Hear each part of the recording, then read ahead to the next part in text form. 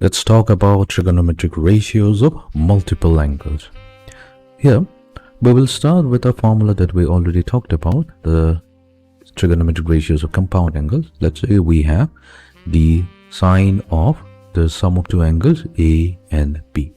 Now this can be expanded to get sine of A times cosine of B added to cosine of angle A times sine of angle B.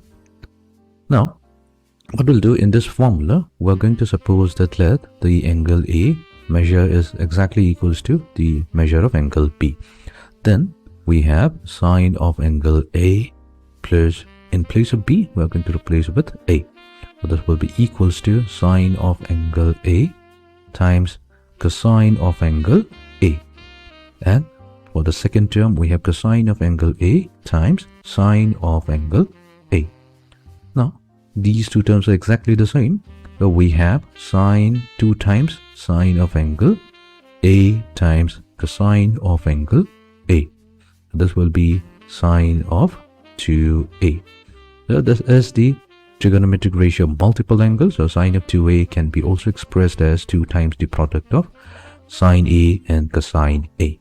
For example, let's say we want to find out the value of sine of 120 degree. Now, sine of 120 degree can be also expressed as sine of 2 times 60 degrees. So here, if we assume that 60 degree equals A, then this can be also expressed as 2 times sine of 60 degrees multiplied to cosine of 60 degree. Now, sine 60 and cosine degree, each of them have their standard values. Sine 60 is square root of 3 over 2 and cosine 60 is 1/2. So here 2 and 2 gets factored out. So sine 120 will be equivalent to square root of 3 over 2. Okay, so let's go to the next formula. We have cosine of A plus B. Cosine of angle A added to B. Now, cosine of this compound angle will be cosine of angle A times cosine of angle B minus sine of angle A times sine of angle B. So here also we're going to suppose that let the measure of angle A equals measure of angle B. Then we have cosine of A plus A. All we have to do is replace B with A.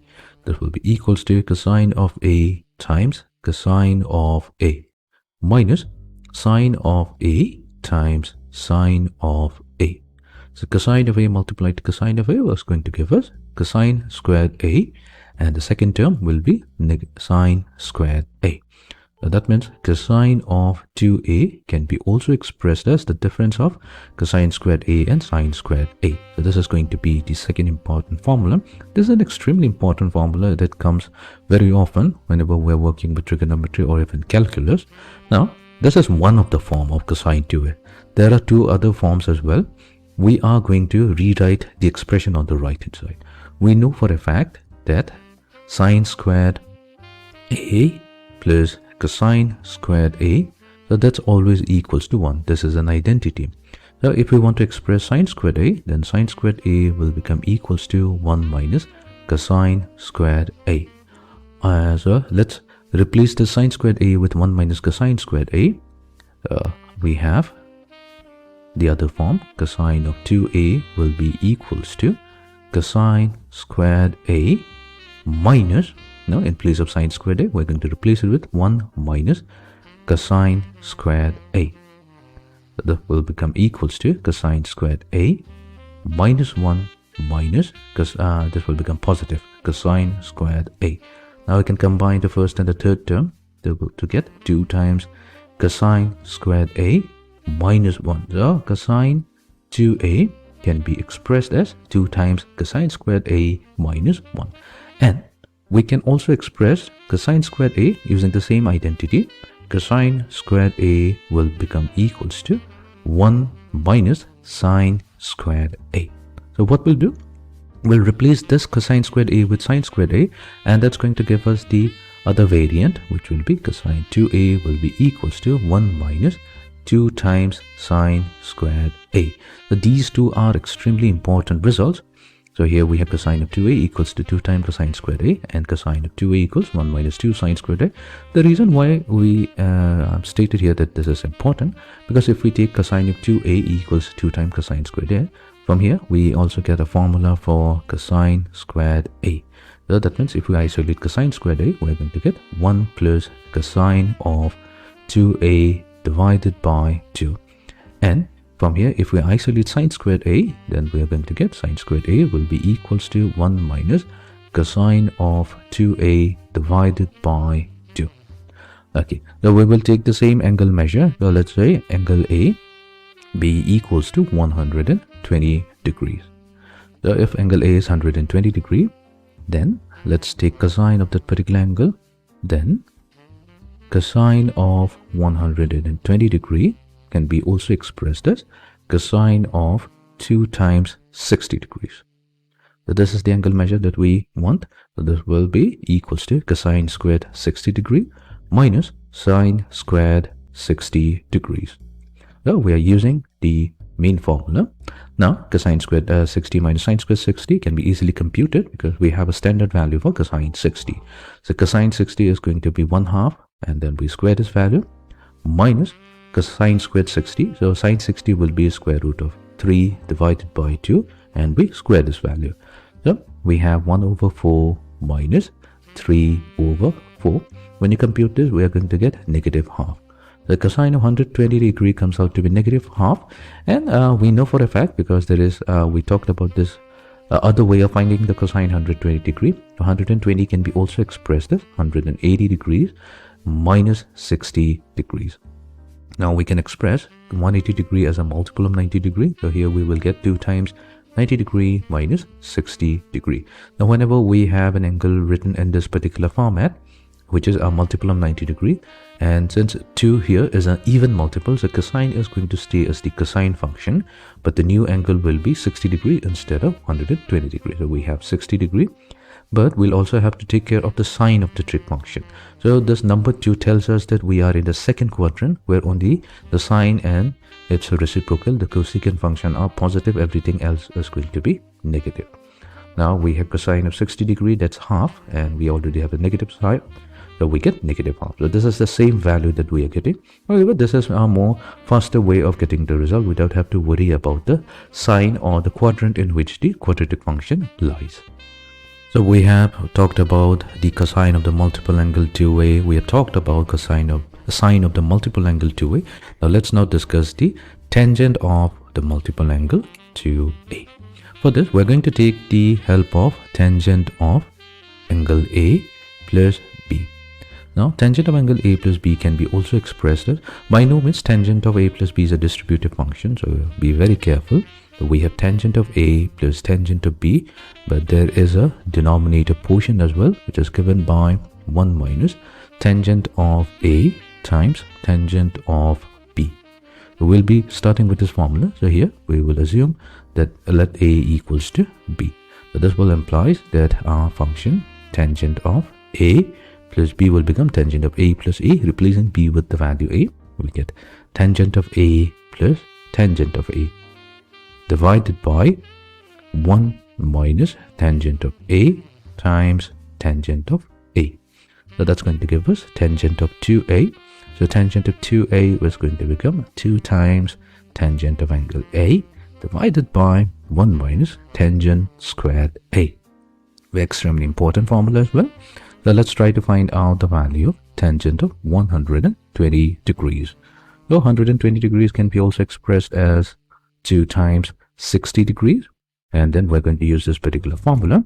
So A will be 60 degree here. So this will give us 2 times the tangent of 60 degree divided by 1 minus tangent of 60 degrees. And we have to square this value. This will be equals to, we have to multiply to tangent 60. So tangent 60 is square root of 3 divided by 1 minus square root of 3 whole square. So let's further simplify. We're going to get 2 times square root of 3 divided by 1 minus 3, which is going to give us negative 2. So our value comes out to be negative square root of 3. So tangent of 120 degree, so that's going to be negative square root of 3. And since we have already talked about the angle 120 degree while computing the sine 120 degree, we are in the second quadrant, and we know that in the second quadrant only the sine and the cosecant function are positive, everything else is negative. So that means tangent 120 degree is also going to give us a negative value, and we're getting exactly that. Now there are two more formulas for the multiple angles. So let's start with sine of 2a. We already discussed the sine of 2a can be expressed as 2 times sine of angle a times cosine of angle a. Now what we'll do, we'll try to rewrite the given expression on the right hand side and convert it to a tangent function.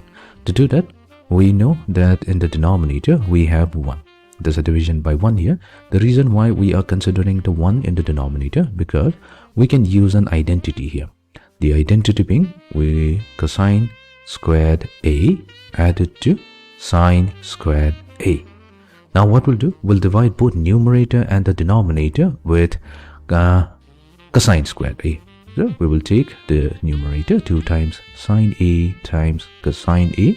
We're going to divide it by cosine squared a, whole divided by the denominator part, which is cosine squared a plus sine squared a.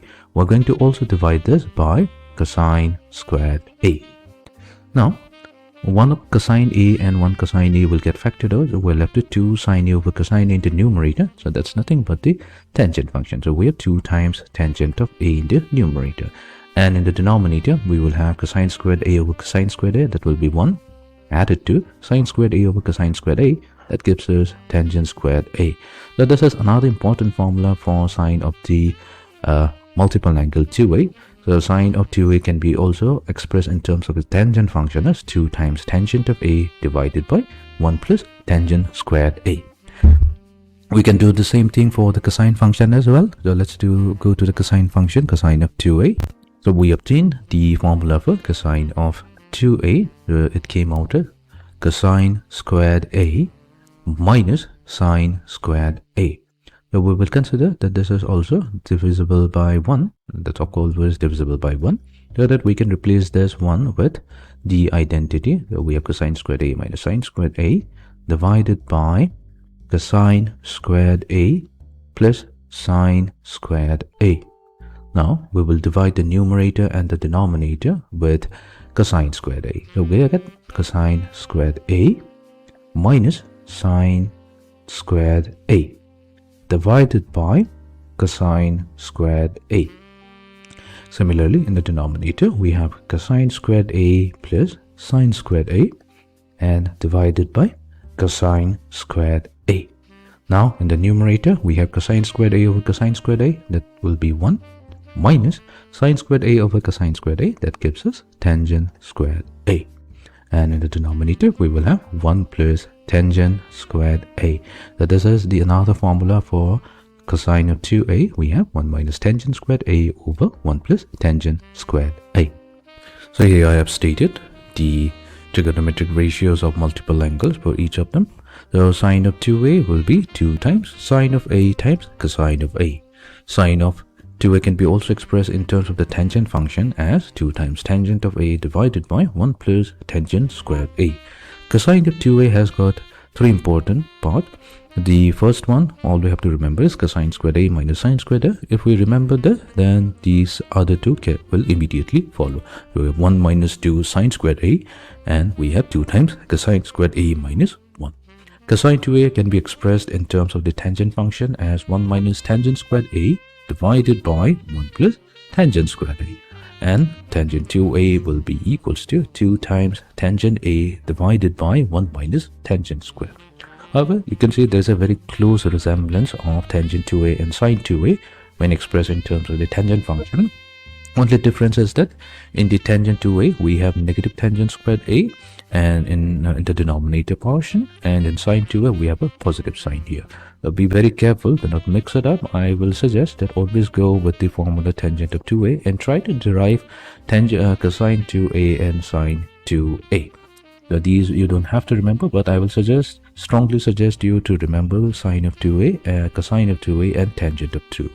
These are the three formulas that are extremely helpful, and this will help us in solving the problems when we work with the problems. So now that we have talked about trigonometric ratios of multiple angles, we will discuss the trigonometric ratios of submultiple angles. So submultiple angles means we started out with sine 2a, which gave us 2 times sine a and cosine a.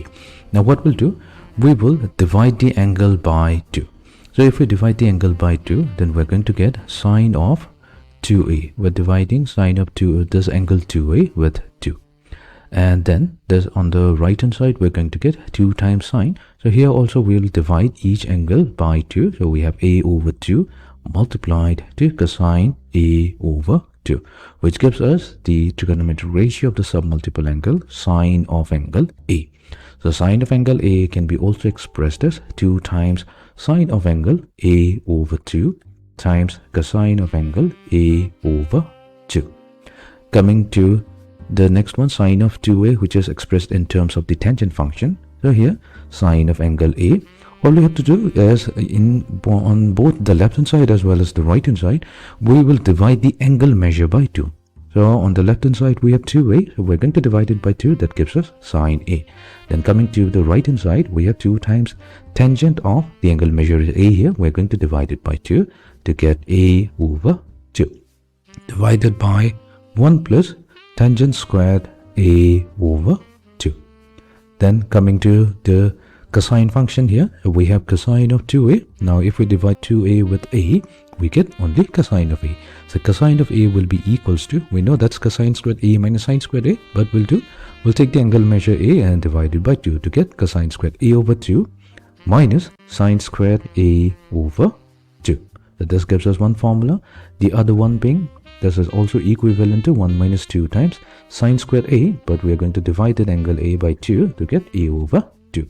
And the third variation is going to be 2 times cosine squared a, but we are going to divide it by 2. So we have a over 2 minus 1.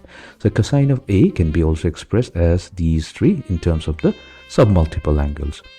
And if we take cosine of angle a and want to express it in terms of the tangent function, so we have cosine of a equals 1 minus tangent squared a over 2 divided by 1 plus tangent squared a over 2. Then we have tangent of 2a. So tangent of 2a will become simply tangent of a equals to 2 times tangent of angle a over 2 divided by 1 minus tangent squared a over 2. Now these are general formulas that we are discussing here, but this can work for any other angles. For instance, let me show you one thing. So let's say we want to find out sine. We start out with equals 2 times sine of angle a multiplied to cosine of angle a. Now if we divide, let's say, the angle 2a by 4. So if we do that, so we have 2a divided by 4. Then what we'll do, we'll divide the angles on the right hand side with 4 as well. So here we have a over 4, and then we have cosine of a over 4. That means sine of a over 2 will become equivalent to 2 times sine of quarter of angle a times cosine of quarter of angle a as well. So this is how we can use the concept of the trigonometric ratio of submultiple angles. This will equally work for the other trigonometric functions. Let's say we work with tangent of 2a, which has this standard formula, 2 times tangent of a divided by 1 minus tangent squared a. So if we divide the angle 2a with 6, so we have tangent of 2a over 6, then on the right hand side we have 2 times tangent of a over 6 divided by 1 minus tangent squared a over 6. And what's tangent of 2a over 6? That's nothing but tangent of a over 3. So this is how we can apply the concept of the trigonometric ratios of submultiple angles. Now we will discuss trigonometric ratios of angle 3a expressed in terms of angle a. Now we started out with sine 2a. We started out with sine 2a, which was given by 2 times the product of sine A and cosine A. Now this time what we want to find is sine of angle 3A. Okay, the sine of angle 3A, we can express sine of 3A as sine A plus 2A, which means we can apply the formula for finding out the sine of a compound angle. Here we have sum of two angles. This will be sine of angle A times cosine of angle B plus cosine of angle A times sine of angle B. So B here is actually 2A. Let me quickly note the formula that I'm using here. We have sine of angle A plus B, so that's equals to sine A cosine B added to cosine A times sine B. So here in our case, B is expressed as 2A. Fine. Now we have sine of angle A multiplied to cosine of 2A. So there was a formula. There were three formulas for expressing cosine of angle 2A. So let's note them down. We have cosine of angle 2A. We will only use 1 minus 2 times sine squared. There's a particular reason why I'm choosing this formula, because I want to express sine 3A in terms of a sine function only. So that means wherever there are cosine function, I want to get rid of the cosine function. So here we can rewrite cosine of 2A as 1 minus 2 times sine squared A plus cosine A. So let's keep it the cosine function as the cosine function only, cosine of A, and rewrite sine of 2A as 2 times sine of angle A times cosine of angle A. We're not going to convert this to any other function. That means we're not going to convert it to sine function by using the submultiple angle. We'll keep it aside. This will get taken care of immediately. So we have sine of A multiplied to 1. So that's sine of A minus sine of A multiplied to 2 times sine squared A. So that gives us sine cubed A. Plus, now we have 2 times sine of angle A. So we have cosine A multiplied to cosine A. So that becomes cosine squared A. Now that we have a cosine squared function, we can take care of this by using the identity sine squared A plus cosine squared A equals to 1. So in place of cosine squared A, we can replace with 1 minus sine squared A. So here we have sine of angle A minus 2 times sine cubed A plus 2 times sine of angle A multiplied to 1 minus sine squared A. Now as you can see, there are no terms containing the cosine function. We are purely containing cosine sine function here. So this will be sine of angle A minus 2 times sine cubed A plus 2 times sine of angle A minus 2 times sine. So we have sine A times sine squared A. That gives us sine cubed A. Now what we can do? We can combine the first and the third term. So we have sine A added to 2 sine A, giving us 3 times sine of angle A. Then we have the second and the fourth term. They are exactly the same. So we're going to combine it to get negative 4 sine cubed A. So this is the formula for sine of angle 3A, which is 3 times sine of A minus 4 times sine cube A. Extremely important trig identity as well. So this is a trig identity. Now, I never remember this formula, although it's a very important formula. So always try to remember the steps that I've shown you. Even if you forget, then you can quickly derive the formula for sine of 3A. Next, what we'll do, we'll try to find out cosine of 3A. However, if we can remember sine of 3A, then there's an easy way to remember cosine of 3A. So what will be the identity for cosine of 3A? So what we'll do, we'll take the second term, which is negative 4 sine cube A, and we'll make it the first term. But instead of the sine function, we'll write the cosine function. We have cosine cube A. And we have flipped the sign, so negative became positive. Next, what we do, we take the first term, this is a positive 3 sine A. We flip the sign to make it negative, and sine will become cosine. So we will get negative 3 cosine A. So this will be the expansion of cosine of 3A, and let's show that this is true. So we will again use the same method that we employed for finding out sine 3A. So let us start. So here we know cosine of 3A can be also expressed as cosine of the compound angle A plus 2A. Now, how do we expand cosine of A plus 2A? We're going to use the identity that cosine of A plus b can be also expressed as cosine of angle A times cosine of angle B minus sine of angle A times sine of angle B. So these are extremely important formulas. This I urge you to remember, because if you can remember this formula, then you can always and immediately find out the expansion of cosine of 3a.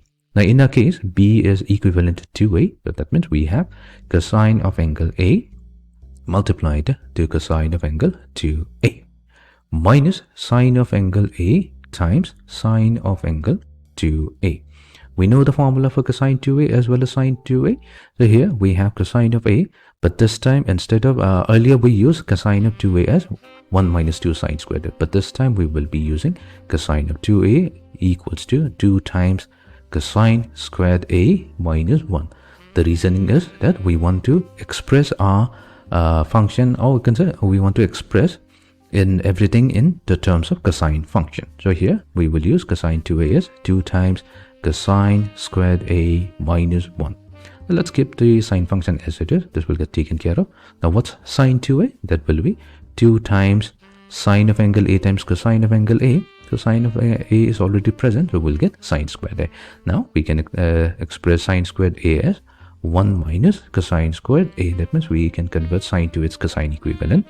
We have cosine of angle a multiplied to 2 times cosine squared a minus 1 minus 2 times cosine of angle a, and we replace the sine squared a with 1 minus cosine squared a.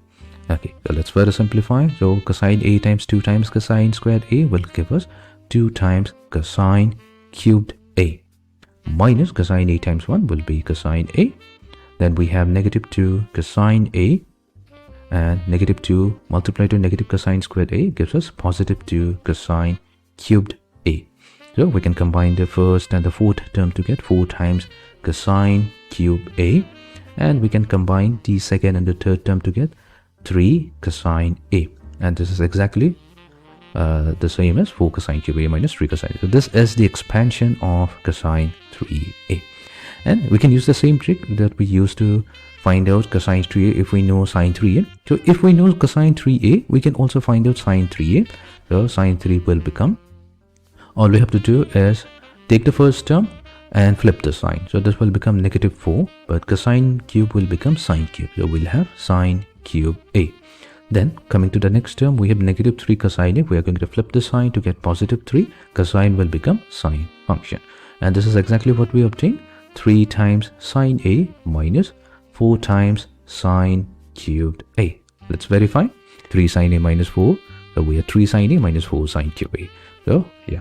So there's a very good way to remember the cosine 3a and sine 3a if we can remember one of this. And if you forget either of the two formulas, then you can always derive it using the process that I've shown you. So we have now cosine of 3a and sine of 3a. So now that we have cosine of 3a, sine of 3a, so we will go to the third trig function, that is tangent of 3a. So let's try to find out tangent of 3a. Again, we're going to employ the same method. So we're going to express 3a as the sum of a plus 2a. Now, how do we expand tangent of a plus 2a? We're going to use the formula that tangent of angle a plus b. So it's very important for us to remember the trigonometric ratios of compound angles, that is the sum of two angles or the difference of two angles.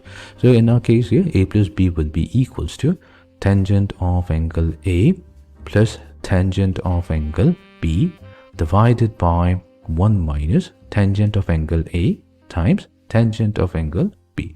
So what we'll do, we'll take b to be equivalent to 2a such that this will become tangent of angle a added to tangent of angle b, so b is replaced with 2a, divided by 1 minus tangent of angle a times tangent of angle 2a. So this will be equals to, now we have tangent of a added to tangent of 2a, but we have already defined tangent of 2a, so that's 2 times tangent of a divided by 1 minus tangent squared a. So that's the expansion of tangent of 2a. In the denominator, we have 1 minus tangent of a multiplied to tangent of 2a, so that will be 2 times tangent of a divided by 1 minus tangent squared a. Now let's simplify this. We're going to multiply both numerator and the denominator with 1 minus tangent squared a. So we have tangent of a multiplied to 1 minus tangent squared a added to. Now if we multiply 1 minus tangent squared a to the second term in the numerator, the denominator gets factored out and we're only left with 2 times tangent of angle a. Coming to the denominator, we have 1 multiplied with 1 minus tangent squared a to give us 1 minus tangent squared a minus, and for the second term this 1 minus tangent squared a gets factored out and then we are left with 2 times tangent a times tangent a, so that's tangent squared a. We are almost done here. So we have tangent of a minus tangent cubed a plus 2 times tangent of a divided by 1 minus 3 times tangent squared a. So we can combine the first and the third term in the numerator to get 3 times tangent of the angle a minus tangent cubed a divided by 1 minus 3 tangent squared a. So this will be the expansion of tangent of 3a. So if you want, you can remember this, but I would suggest it's not easy to keep track of all the formulas, so it's always better to remember the process. If you can remember the process, how to get the expansion of tangent of 3a using this formula, then you will never have to remember this formula. So here we have the 3 trigonometric ratios of multiple angles. So sine of 3a will be 3 sine a minus 4 sine cubed a. Cosine 3a is 4 cosine cubed a minus 3 cosine a. Tangent of 3a will be 3 tangent of a minus 10 cubed a divided by 1 minus 3 tangent squared a. Now what we can do, if we want to convert it to sine of angle a, all we have to do is divide the angle measures on both the left hand side and the right hand side with 3. So that means sine of 3a divided by 3, so that will correspond to a. Whereas on the right hand side we have 3 times sine of angle a over 3 minus 4 times sine cubed a over 3. Then coming to the next one, cosine of angle a will be equals to 4 times cosine cubed a over 3 minus 3 times cosine of a over 3. And then we have tangent of angle 3a, but we will divide the angle measure with 3 to get tangent of a. So that will be 3 times tangent of angle a over 3 minus tangent cubed a over 3 divided by 1 minus 3 times tangent squared a over 3. So we have expressed the trigonometric function sine 3a, cosine 3a and tangent 3a in terms of the submultiple angle, that means sine of a, cosine of a, tangent of a.